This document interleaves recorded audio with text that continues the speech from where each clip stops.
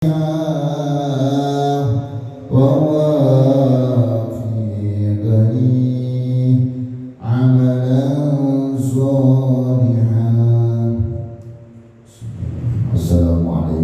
warahmatullahi wabarakatuh. Alhamdulillahirabbil alamin wa bihi nasta'inu ala umuri dunya waddin. Wassalatu wassalamu ala asyrafil anbiya'i wal mursalin sayyidina wa maulana Muhammadin wa ala alihi washabbihi ajma'in. Rabbi shrah li sadri wa yassir li amri wahlul 'uqdatam min lisani yafqahu qawli.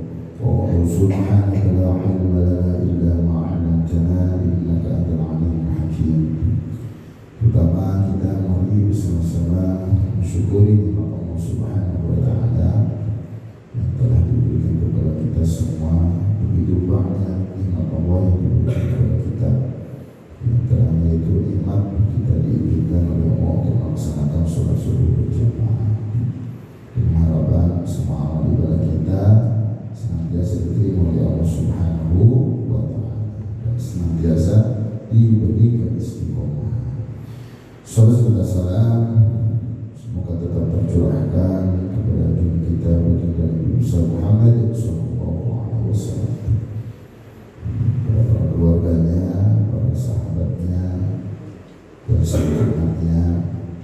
Semoga kita tetap surganya yang istiqomah menjalankan sunnah-sunnahnya. Bismillahirrahmanirrahim. Hadratin Nabi Mustafa Muhammadin sallallahu alaihi wasallam. Subhanallah.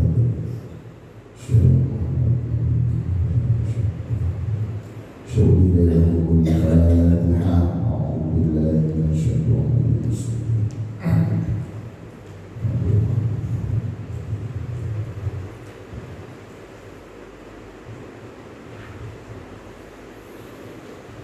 Alhamdulillah kita sampai di nasihat yang ke-12 halaman 11 ayat 3. Bismillahirrahmanirrahim. Qala al-mu'allif rahimahullah wa nafa'ana bihi wal maqalatu tsaniyata asyrata. Nasihat yang ke-12 an ba'dil hukama'i, dari sebagian ahli hikmah. Berarti maqalah yang ke-12 ini dari sebagian ahli hikmah. Siapa itu ahli hikmah? Ay atibul qulubi, yakni dokter-dokter hati. Jadi ahli hikmah itu merupakan dokternya hati. Kalau dokter umumnya dokter secara fisik, nah, dokter hati yaitu para ahli hikmah. Nah, salah satu asya, ada 3 perkara. Usoso tafarruj itu membuka lebar-lebar kesempitan.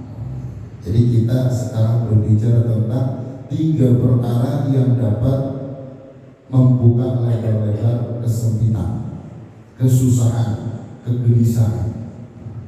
Ini merupakan 3 solusi yang dapat kita nanti amalkan atas izin Allah, sehingga segala macam permasalahan, kesulitan, kesedihan, kegelisahan itu senantiasa Allah hilangkan di hadapan kita. Bidoril ini ya benar khusus.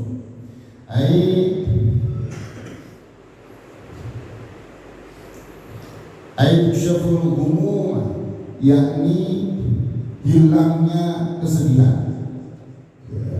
Hilangnya kesedihan. Yang pertama apa? Zikrullah ta'ala. Nah, ini masuk di pasal yang pertama, yakni zikrullah ta'ala, zikir kepada Allah.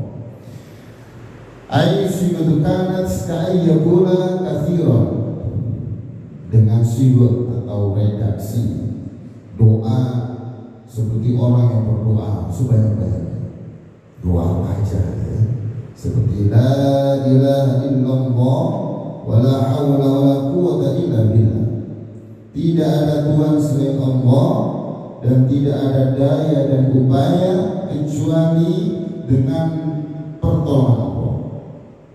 Au bil munajati, atau dengan munajat, ayyakula, seperti halnya orang yang berdoa, ya mu'idha kulli malhufin, wahai zat yang maha menolong setiap yang diberi kesedihan, kegelisahan. Ya, jadi ketika orang sedih terus kemudian dihilangkan sedihnya, itu siapa yang hilangkan? Ya mu'idh, yang maha menolong.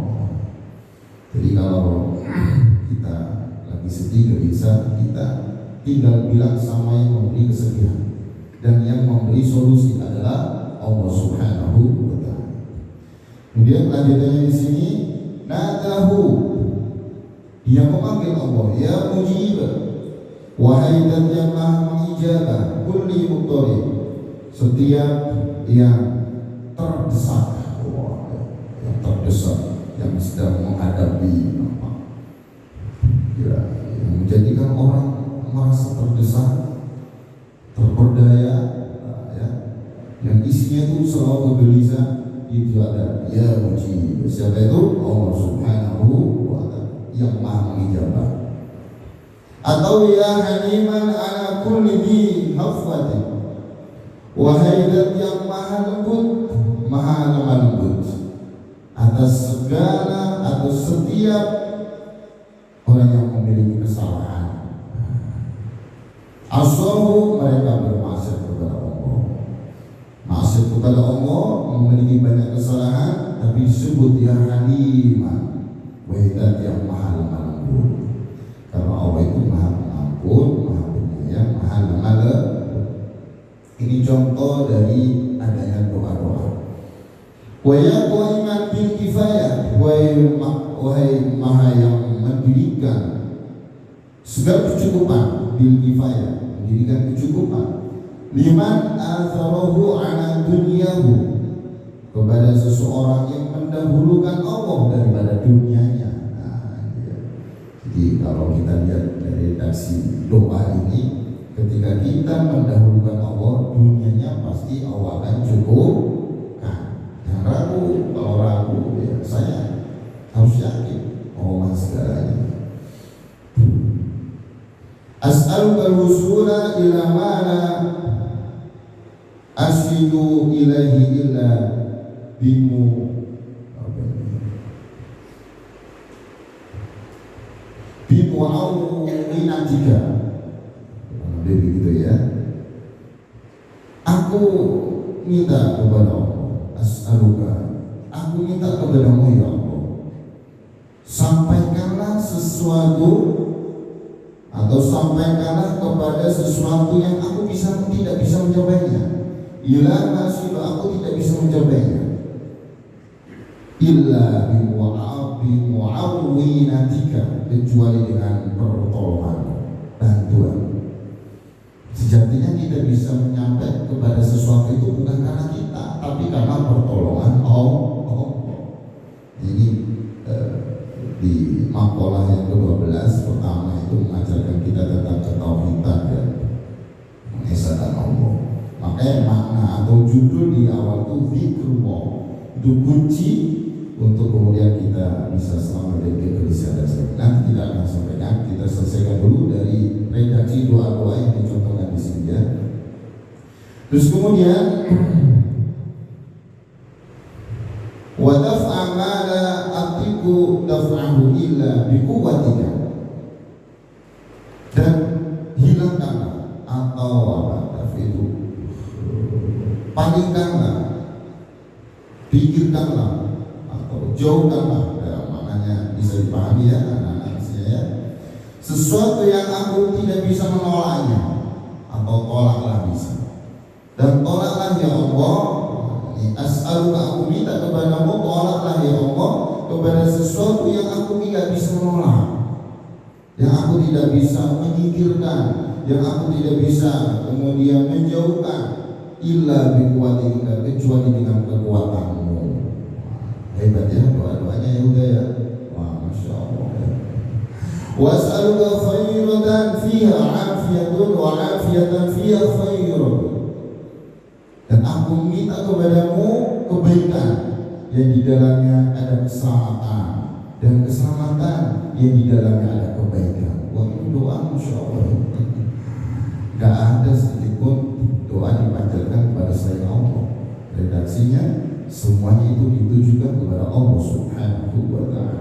Birahmatika ya arhamar rahimin, dengan rahmatmu wahai zat yang maha penyayang dari yang penyayang. Nah itu ayat pertama.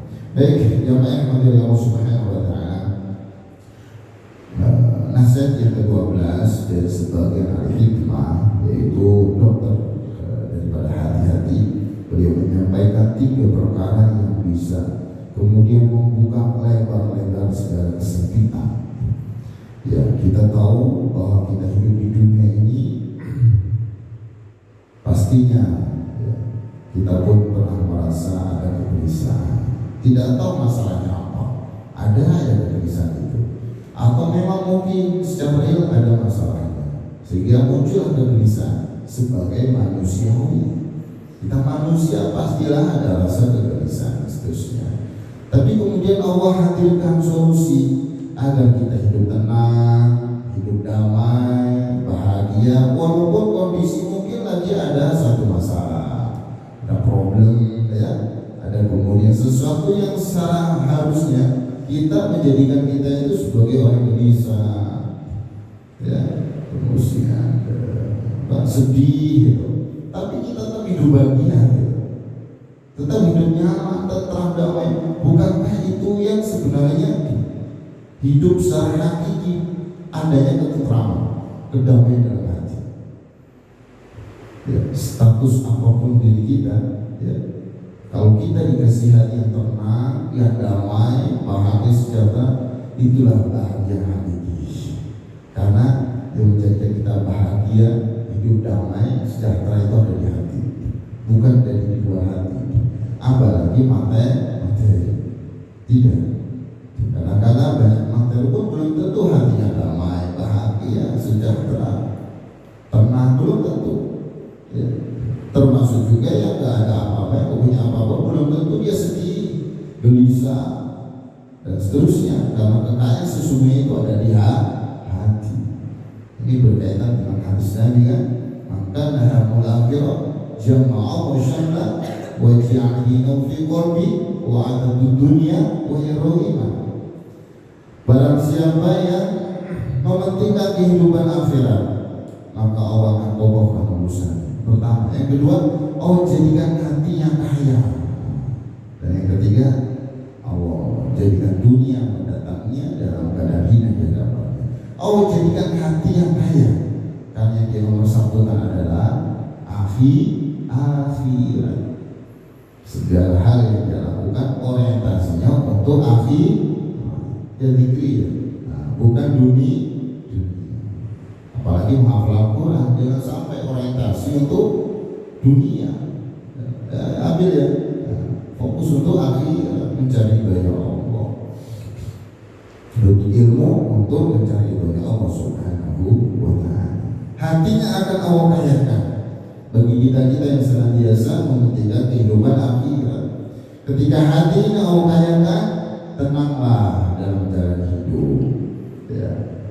Gembiralah, damailah dalam menjalani hidup. Hariannya selalu senang, gembira, selalu di situ dibarengi dengan rasa syukur kepada Allah Subhanahu wa ta'ala. Nah, terus kemudian salah satu dari 3 perkara yang dapat kemudian membuka lebar-lebar kegelisahan, kesedihan, kesempitan, itu apa? Pertama adalah zikrullah ta'ala, zikir kepada Allah Subhanahu wa ta'ala. Apa Iqbal? Zikir kepada Allah Subhanahu wa ta'ala. Iya. Kunci pertama adalah zikir, zikrullah. Dalam Al-Quran sangat jelas sekali, surat Al-Ahzab ayat 41-42 ya, kalau nggak salah ya. Ya ayyuhalladzina amanu dzkuru wa dzikra katsira wasabbihu bukratan wa asila. Wahai orang-orang beriman, zikirlah kepada Allah sebanyak-banyaknya Dzikron katsiran, dengan zikir yang banyak, jangan cuma sedikit, jangan cuma habis sholat saja. Kadang-kadang habis sholat gak zikir pula ya. Tapi anak-anak santri diajarkan zikir dengan jumlah yang banyak. Istighosa tidak perhatian. Habis sholat ini zikir, nanti habis sholat zikir, ngaji murojaah zikir. Murojaah itu bagian daripada zikir. Murojaah zikir, nanti kemudian ada motivasi zikir lagi, ada kajian kitab dan seterusnya zikir lagi. Alhamdulillah zikir, makanya dunia tenang terus. Anak santri nggak ngerti dunia luar kayak gimana. Itu udah yang penting apa? Ya karena zikir terus, hatinya dikasih tenang. Alhamdulillah. Wahai orang yang beriman, zikir kepada Allah dengan zikir yang banyak. Wasabbihu bukratan wa asila, bertasbih kepada Allah di waktu pagi. Nah ini penting. Ada yang perintah itu kita untuk diperintah untuk banyak berzikir kepada Allah, pasti ada hikmah yang besar. Tidak mungkin kita hanya sekedar diperintah zikir begitu saja, kecuali di dalamnya ada hikmah kebaikan yang besar untuk diri kita. Pertama, dengan zikir hati akan menjadi tenang. Kalau hati akan menjadi tenang, bahwa hidupnya itu selalu positif. Ala bidzikrillahi tatma'innul qulub. Kata Allah dalam Al-Quran, ingatlah dengan zikir kepada Allah, hati menjadi tenang. Kalau hati menjadi tenang, ibadah nyaman, bekerja nyaman, makan pun nyaman, tidur pun nyenyak, bermain pun sama teman nyaman, enak, ngajar pun kalau kayak Ustaz ini ngajar aku, kalau hati tenang nyaman. Betul, walaupun kondisi kayak gimana pun misalnya kita dalam menghadapi segala sesuatu, termasuk melaksanakan segala aktivitas kita, nyaman, damai, sejahtera. Masya Allah, itu kuncinya ada di hati. Manakala hati kita menjadi tenang, damai, sejahtera, nah itulah tanda-tanda kita bersyukur atas Allah Subhanahu wa Ta'ala sudah diberi ketenangan. Kalau hati tenang, itu sebagai bentuk salah satu Allah kasih nikmat dengan rasa syukurnya kepada Allah, sehingga hidupnya selalu berpikir positif, selalu beramal baik. Beda kalau kemudian hatinya nggak tenang, dikasih masalah, ujung-ujungnya bunuh diri. Banyak nggak?